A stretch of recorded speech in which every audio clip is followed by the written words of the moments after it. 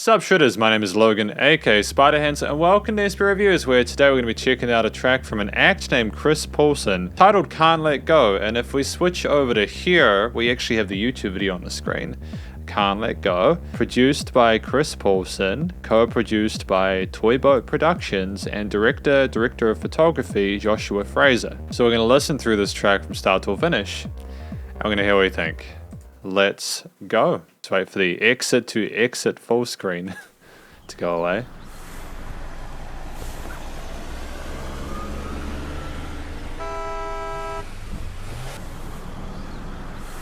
That sounds chaotic, and I can relate to being in a house hearing the traffic outside. It sucks.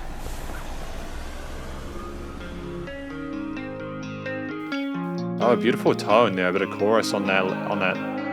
I believed you when you said to death. Didn't know that meant that you would live. Poison kisses sealing my fate.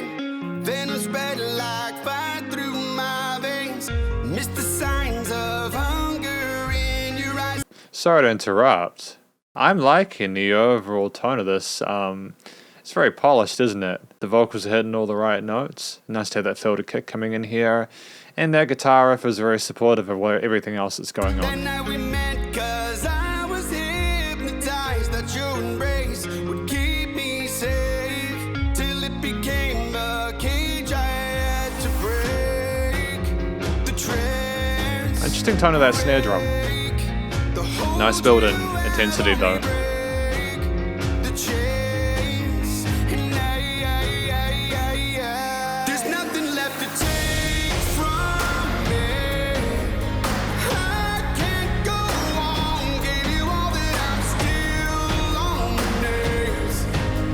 I feel bad for interrupting the chorus again. I just want to sort of congratulate everyone involved in this project on how professional it is, how professional it sounds. It's really impressive. I try to avoid talking about the music videos that I watch during these reviews because I'm not as qualified to talk about them. But I can see how this video, connects to the audio.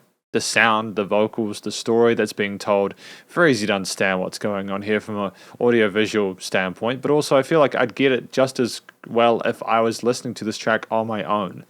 And I also feel like the video is the icing on the cake. And that's great for the song,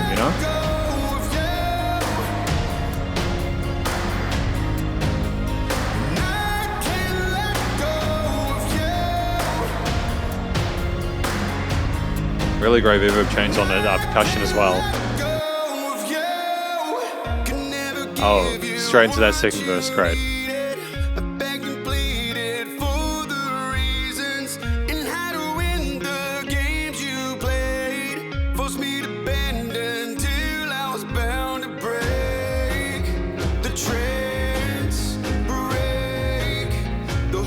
Great double track into those vocals there in the second half there. It's very tight.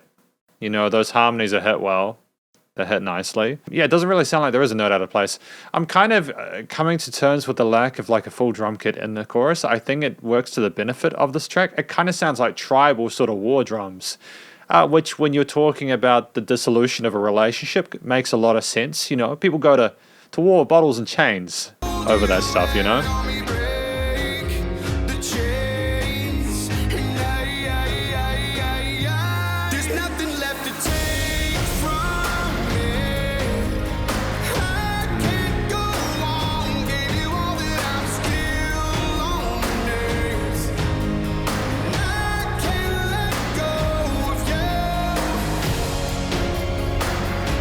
I was kind of wondering, and this isn't a criticism, because I like the concept we've got here. I like the arrangement of the instruments, and I do like the vocal melodies and that are coming on here. I'm enjoying this. I was wondering if there was going to be an additional element here, just something to sort of elevate that second chorus just a little bit further. Nothing wrong with it. Maybe like a secondary guitar line with some like held notes or something to contrast with the 8ths and 16ths you've got going on, Great dynamic range though. It's nice to come down with this guitar line here.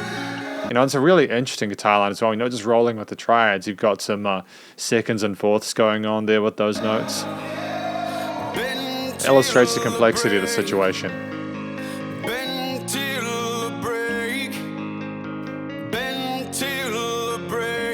The interlay break, yep, that hook line. Well, I mean, it's not technically the hook line, but these lines are repeated, and they're put in a position where you can't really dismiss or ignore them, and I think that's important for the engagement of the song. Oh, good man.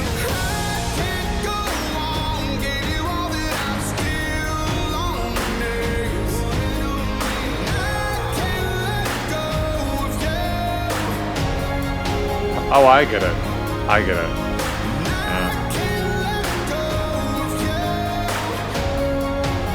I get it, because you feel like and I could be taking this wrong, but you feel like kind of a clown after all occurs, right? The sad clown. I'm not calling the musician a clown. You know, I think actually the opposite. He seems like a really competent musician. But I just think that's all the more important for you to really sell every aspect of it, right?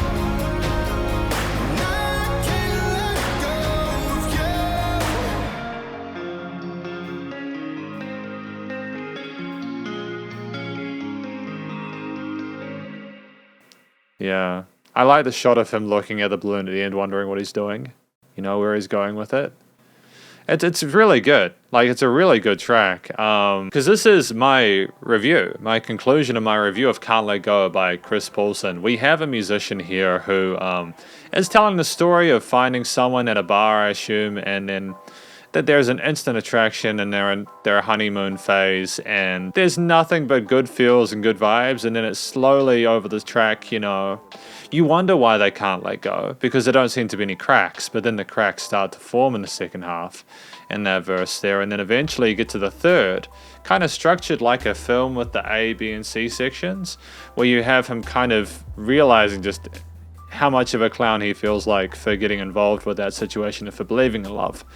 And, you know, there's a lot of people I think that'll be able to relate to this story. I think there's a lot of people that get taken for a ride in their relationships, or maybe they take someone for a ride and aren't even aware of it. They feel bad for themselves without knowing, and it's a complicated situation, which I think was handled maturely, and, you know, it's a great take on it. I don't enjoy the fact that I think Chris Poulson had to go through this, but I enjoy the fact that Chris opened up, showed some vulnerability, and allowed us to get to know him better as a musician. I think that's fantastic. His vocals were great. His vocals were really good. I'd like to know more about the effects chain on his vocals, because it's really crisp, you know. It's interesting. We have a musician who hit every single one of those notes flawlessly.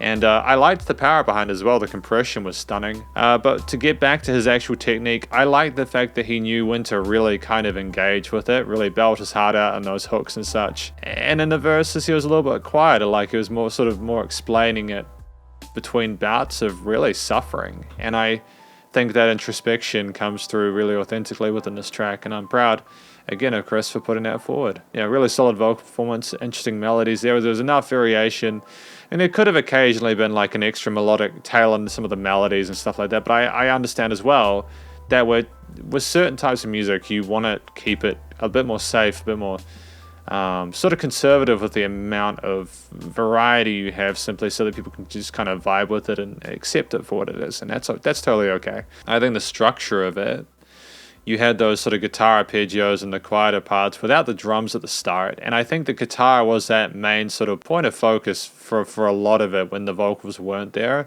Some of the bass drum parts and everything like that. There could have been some other instruments as well. Like if we go back a little bit, there were some parts where I think there was some quiet synths or something like that coming in there, some sub layers and in the choruses, and we could have potentially put a solo section or something in there.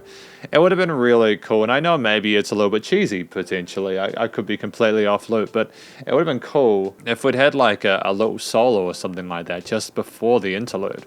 Just something to sort of show, because in the video he picked up his guitar and he could have just played a really sad sort of solo just as an alternative lead voice. It's totally fine though.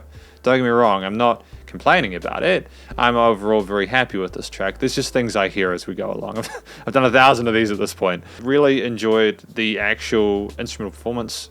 You know, the drums, the percussion was varied enough where it was distinct between the chorus, the verse sections and such. I'm not sure if we could have potentially had more variety in the percussion side of things, added like maybe a full drum kit later on, although I think that it made sense with what we had from the percussion, like because those drums, those alternative sort of sources of that. I think that was fine, and I think that the synth layering that we had near and those hooks was that little bit of extra resonance in the mid to high sections just to kind of make it sparkle. Again, and also shout out to the proficiency of being able to play those guitar riffs. That was not an easy main motif for a track, and it would have taken a bit of time to decide on those notes and the sequencing of them.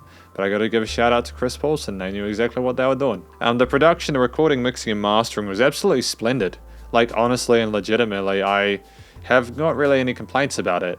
Considering the type of music they were listening to, it was exactly where it needed to be. I'm not actually sure, to be fair though, what type of genre of music this would fall under, so maybe someone could let me know in the comments of this video or something like that. But I did legitimately feel as though I got to know Chris Poulson a bit better. His vocals were nice and resonant in the mix, and they sounded well glued with everything else, and the initial recording of them was fantastic as well. There were no notes that sounded sort of weird or out of place. He just hit them strongly. Great power, use of chest voice. Good job. Good job. A little bit of legato and vibrato and stuff in there as well, but it was dope. And I mean, the effects change on the various other instruments, especially that guitar with the chorus and those, and the reverb and delay chains on the percussion and other bits, and again the sub layering of those synths, and it's just smart stuff, and everything was notched together well in the frequency spectrum and stereo field. And finally, the mixing and compression, it was nice and loud, while still allowing some dynamic range. And when you dropped off from the chorus parts. And I mean, that's effectively my review of Chris Poulson's Can't Let Go. Hopefully you enjoyed it. If you did, please do go show Chris Poulson some love via his various social medias and his YouTube page. Stay cool and stay safe. And please also remember to support your local musicians and artists at this point in time, as need the hell more than ever with all the crazy stuff going on in the world. And I will catch you in the next review. Spiderhands out.